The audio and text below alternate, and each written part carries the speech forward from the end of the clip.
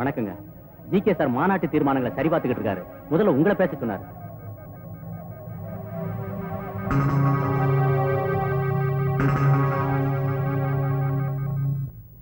உலக தொழிலாளர்களை இணைத்து ஒரு கான்பரன்ஸ், இது நடக்குமா?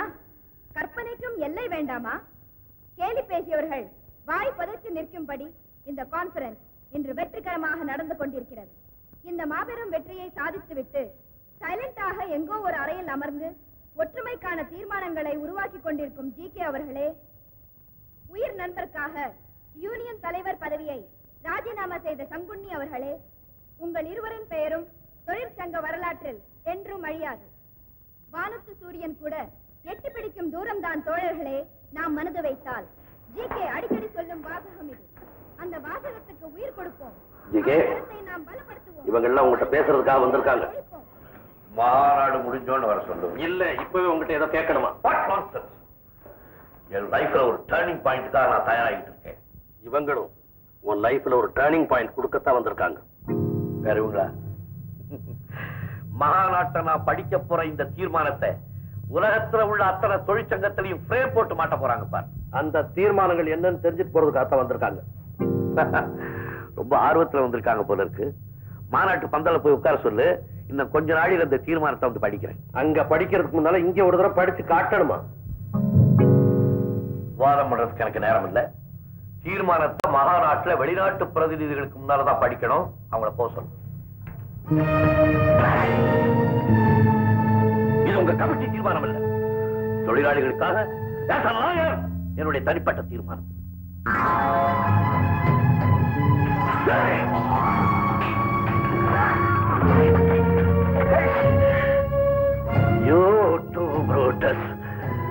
சங்குனி, சரித்திரம் திரும்புதாடா. எஸ் மிஸ்டர் ஜிகே, உன்ன மாதிரி சர்வாதிகார மனப்பான்மை கொண்டவங்க இருக்கிற வரைக்கும் சரித்திரம் திரும்பிக்கிட்டு தான் இருக்கும்.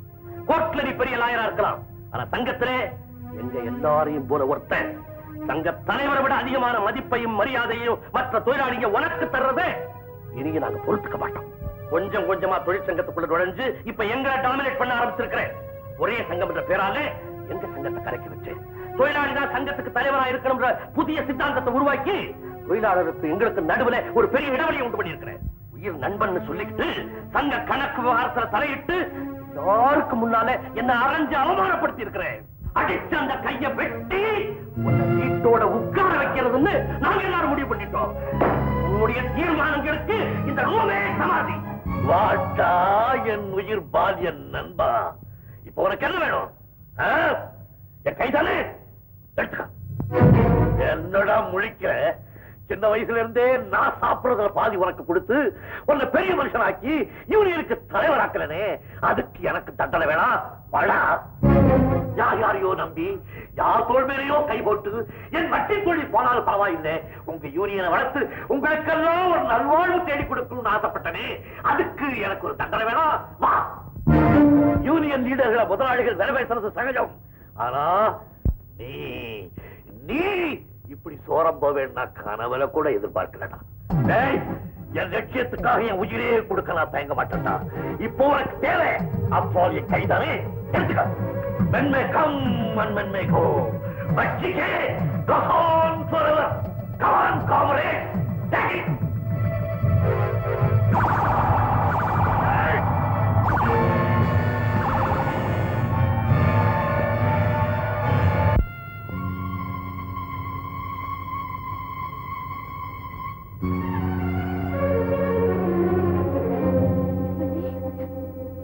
டாக்டர், இவங்களை கண்ட்ரோல் பண்றதுக்குள்ள பெரிய சிரமமா போச்சு. மயங்கிட்டாங்க டாக்டர். அவர் மயக்கம் தெரிஞ்சிட்டார். சரி, இவங்களை உணர்ச்சி வசப்படாம பார்த்துக்கணும்.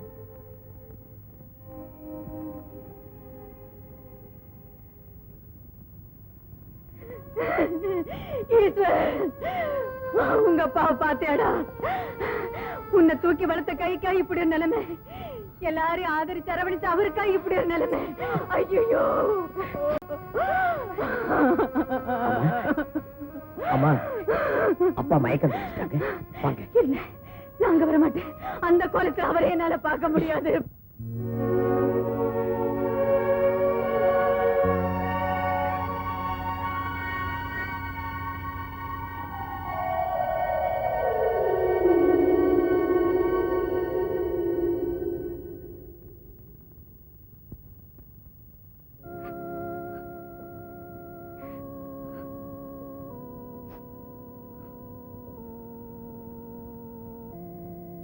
அத்தைங்க உங்களை இந்த நிலைமையில பார்க்க முடியாம வெளியிலே இருக்காங்க. வேணவா தூக்கி உட்காரவை.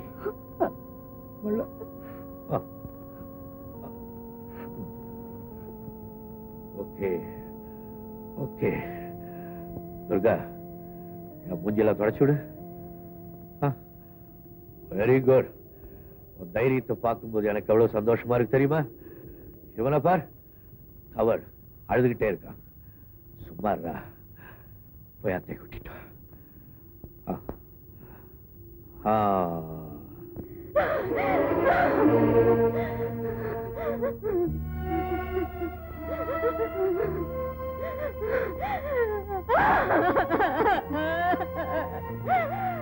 அழாதீங்கம்மா,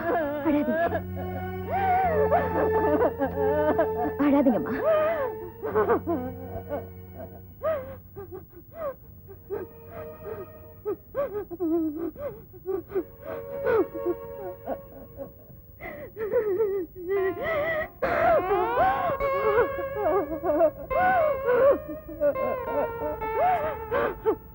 ஜிக்கியோட மனைவி நீ எதுக்குமே கலங்க கூடாது.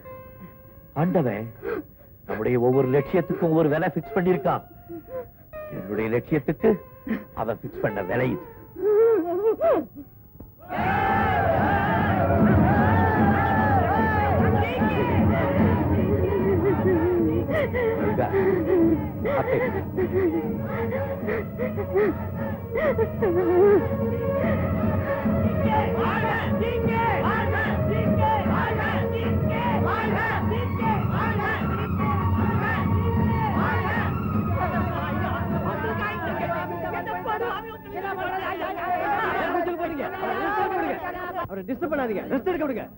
டாக்டர், நீங்க கொடுக்கிற குளுக்கோஸ் ரத்தத்தை விட இவங்க சத்தம் தான் எனக்கு சக்தியே கொடுக்குது.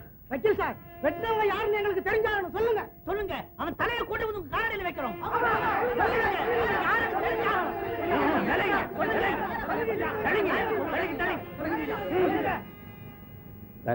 மகாநாட்டுல என்ன நடந்ததுன்னு தயவு செய்து சொல்றீங்களா? நீங்க அதை கேக்குறீங்க? உங்க கையை வெட்டினவங்க மேல நாங்க கேஸ் போடணும். மத்தவங்க கையை வெட்டினதா யார் உங்ககிட்ட சொன்னாங்க? பின்ன எப்படி உங்க கை வெட்டப்பட்டது? நானே என் கையை வெட்டிக்கிட்டேன். நான் ரொம்ப உணர்ச்சி வசப்பட்டவன் இன்ஸ்பெக்டர். எல்லாரையும் கேட்டு பாருங்க. எங்களுக்கு கிடைச்ச இன்ஃபர்மேஷனே வேற சார். இன்ஃபர்மேஷன் உங்களுக்கு கொடுக்க வேண்டியவனே நான் தானே. நானே சொல்றேன், இந்த கேஸை வித்ட்ரா பண்ணிக்கங்க. இல்ல கேஸ் போட்டு தான் தீரணும்னா அட்டெம்ப்ட் ஆஃப் சூசைட்னு போட்டுக்கோங்க. அப்போ நான் ரெஸ்ட் எடுக்கணும் இல்லையா டாக்டர்? டாடி, போலீஸ் கிட்ட நீங்க மறைச்சதுக்கு 1000 காரணம் இருக்கலாம். ஆனா உங்க கையை வெட்டினது யாருன்னு எனக்கு தெரிஞ்சாகணும். யார் காரணம் சொல்லுங்க. போலீஸ்க்கு சொன்ன அதே பதில் தான் உங்களுக்கும். நாங்க ஏத்துக்க மாட்டோம். எங்களுக்கு எதாவது வேணும் சொல்லி ஆகணும். எனக்காக உங்களுக்குள்ள வெட்டிக்கிட்டு சாகிறதையோ அதனால யூனியன் ரெண்டாகிறதையோ நான் விரும்புறேன். ஈஸ்வர், இந்த நேரத்துல உங்க அப்பனுக்கு நீ ஏதாவது உதவி செய்யணும்னு நினைச்சீன்னா என்னுடைய இடத்தை நீ ஃபில்லப் பண்ணு. That's all. உங்க இடத்தை நான் ஃபில்லப் பண்றேனோ இல்லையோ அத காலம் தான் பதில் சொல்லணும். But daddy, I will sincerely try to reach that place. ஒவ்வொரு அப்பனுக்கும் வலது கையே தன்னுடைய மகனை தான் சொல்லுவாங்க. ஆனா எனக்கு வலது கை போனதுக்கு அப்புறம் தான் மகனே கிடைச்சிருக்கான். துர்கா, உங்க 2 பேருடைய தலைமையில ஸ்ட்ரைக் தொடர்ந்து நடக்கணும். மூடப்பட்டிருக்க ஃபேக்டரி அத்தனை திறக்கப்படணும். யூனியன் வாழ்க! யூனியன் வாழ்க! யூனியன் வாழ்க! அந்த வார்த்தை இங்க இருந்து வரக்கூடாது மகனே, இங்க இருந்து வரணும். சொல்லு. யூனியன் வாழ்க! சொல்லு. யூனியன் யூனியன்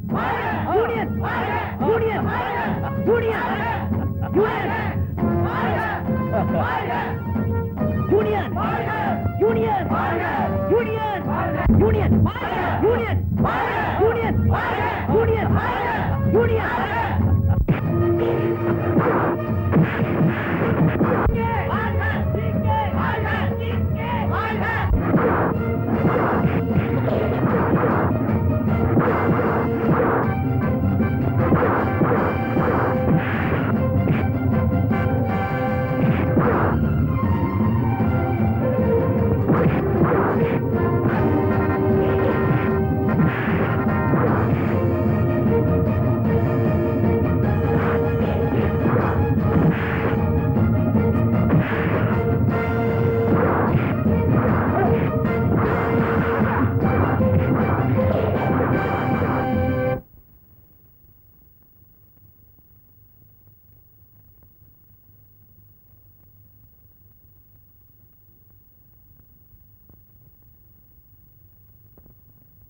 வணக்கம் ஜிகே.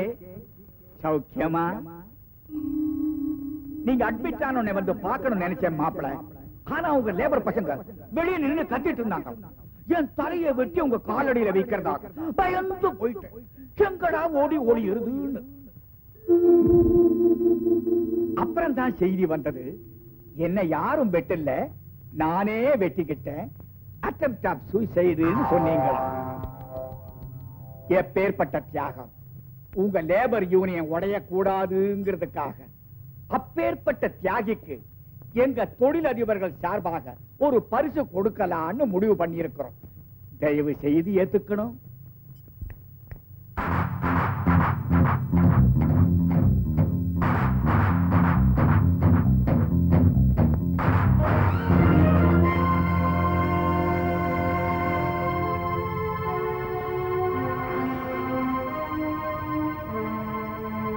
ஓ, இத வாங்கிக்கிறதுக்கு உங்களுக்கு ரெண்டு கை இல்ல?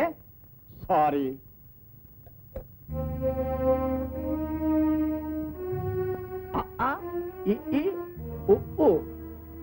அரிச்சுவடி, அதுவும் லெப்ட் ஹேண்ட்ல. குட். வாழ்க்கை இனிமே தான் ஆரம்பிக்க போறீங்கிறதுக்கு இந்த ஒரு உதாரணம். ஆமா, என்னமோ சொன்னீங்களா மாப்பிள்ள? இந்த கை வெட்டுப்பட்டது உங்க லட்சியத்திற்கு ஆண்டவன் பிக்ஸ் பண்ண விலைன்னு. மாப்பிள, விலையை ஆண்டவன் பிக்ஸ் பண்றதில்லை. We the business people ஒவ்வொரு மனுஷனுக்கும் ஒவ்வொரு விலையை வச்சிருக்கிறோம். ஆனா உங்க விலையத்தான் தீர்மானிக்க முடியாம இருந்தது. அதையும் கண்டுபிடிச்சிட்டோம். உங்க உடம்புல இருக்கிற ஒவ்வொரு பாட்டையும் தனித்தனியா வெட்டி உங்களுக்கே கொடுக்கிறது தான் நாங்க கண்டுபிடிச்சிருக்கிற விலை. அதுவும் உங்க ஆளுங்களையே விட்டு உன்னை ஒரேடியா தீர்த்து கட்டிடலாம் தான் நாங்க நினைச்சோம். ஆனா அப்பனும் மகனும் சேர்ந்து என் கூட பிறந்தவ, நான் பெத்தவ, 2 பேர் கழுத்திலையும் 6 முடிச்சு போட்டிருக்கீங்களே, அந்த முடிச்சுக்கு நான் கொடுத்த பிச்சை தான் உன் உயிர்.